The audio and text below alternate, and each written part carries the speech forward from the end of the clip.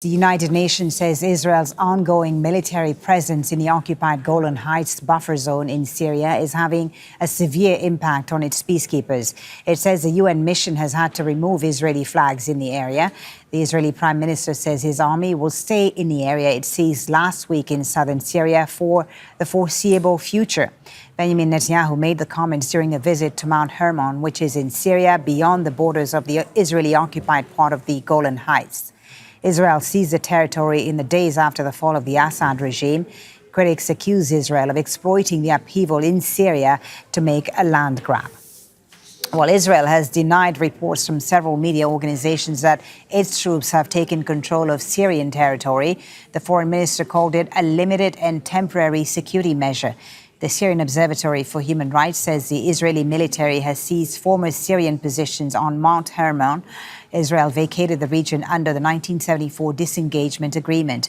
At 2,800 meters, Mount Hermon is the highest peak in Syria and just 40 kilometers from the capital. Israel's capture of military sites there would place Damascus within range of its artillery. The mountain provides views of 3 countries, Israel, Lebanon, and Syria, and it would allow Israeli troops to monitor Hezbollah strongholds in eastern Lebanon, including the Bekaa Valley, and conduct surveillance in Syria.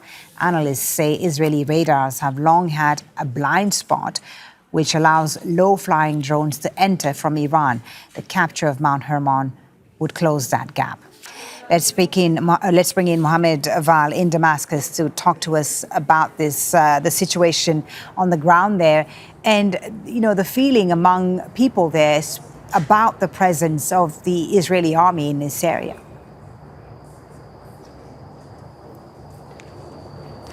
Right, fully. We visited the area yesterday and we met with the villagers. And we found that in one of those villages, just a few hundred meters away from the closest area that the Israelis have reached, people there are complaining about the fact that they were forced out of their homes. We met a few families who came from a village called Rasm al-Rawadi, which is now occupied by Israel. They told us that at dawn on the 8th of December, Israeli tanks and soldiers came and opened fire on them, opened fire on the buildings, on the homes, and they marched into the streets of the village at daybreak and terrorized women and children and forced people to leave their homes.